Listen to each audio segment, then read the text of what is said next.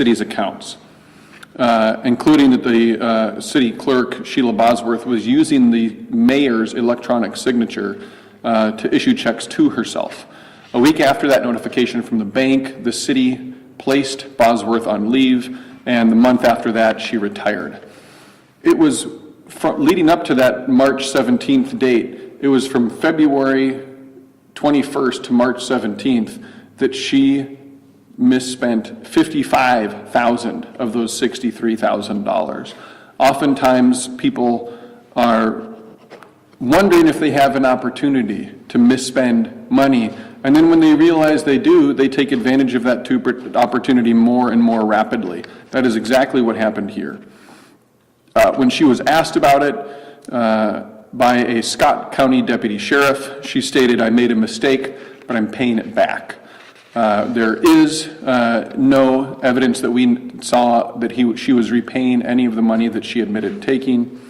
She also had $4,800 in checks to herself for cash, $2,000 in improper disbursements, which was identified as a cash advance on her salary, and about $3,700 in improper and unsupported credit card purchases. When she was asked about this, she also told the Scott County detective that this was all due to a failure in a cryptocurrency investment or a cryptocurrency scheme.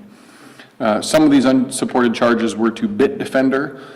She said that she was going to repay the city after getting funds from Bitcoin investments, and that some of the checks that were cashed were deposited into Bitcoin ATMs. We did attempt to interview Bosworth, and she declined that opportunity. I'm happy to answer any questions. How long has she worked for the city? Since 2009, so this was a long time that she was there. Did some clerks work for multiple cities? Was this her only city clerk job? I'm not aware of her having been working in other cities. That doesn't mean that she wasn't. It was a part-time job, usually 8 to 12 hours a week, and she was paid hourly, so there were no benefits, no paid time off, no vacation, so that kept this review relatively simple. But I can't tell you right now whether or not she was employed in other cities as well. So I've been following these kind of cases for a while. Yes, you have. Decades. Particularly in small towns, is there something that the state should do in regards to helping small towns find a capable person to be the city clerk, or audit the finances more thoroughly? Look, there's a really easy answer to this, and I've been saying it for years. It should be mandatory prison time for stealing large amounts of money from taxpayers. Again, we see time and time again that people steal a bunch of money, and they catch the judge on the right day, and the judge says, well, you can't pay it back if you're in prison. And so they give them probation, and then the Department of Corrections puts them on a payment plan so that they're going to have all the money paid back by the time they're 486 years old. It's not justice, and it doesn't demonstrate to people that these kinds of crimes are taken seriously. This legislature, just like the one before it and the one before that, should make it a mandatory prison sentence for people who steal large amounts of money from taxpayers. That would send a message that this kind of crime is taken seriously, and it has a real consequence for you if you do it. Now, I love a good audit, okay? We need more auditors in the state of Iowa, but simply requiring additional reviews there, we are already in a workforce crisis for the number of auditing firms that are willing to do yellow book audits, aka government public sector audits.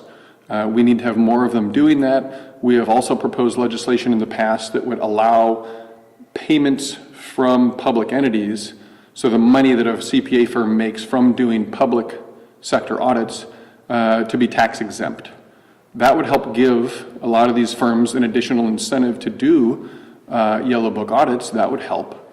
But we need more auditors doing the work that needs to be done, and doing it with more depth. Those would be the answers that would be effective there.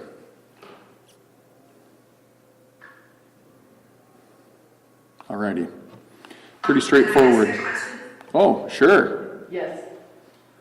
Hi, this is Sarah with the Quad City Times. Hey, Sarah. You mentioned that she told a Scott County sheriff that she was working with a Bitcoin investor. Was she being scammed? What I said was, I did not say anything about working with an investor. I said that she attributed her misconduct to a failed cryptocurrency scheme, and some of the unsupported charges were to Bitdefender, and that some of the checks were deposited into Bitcoin ATMs. That is what we know and can report today. Anyone else? All righty. Thanks for being here.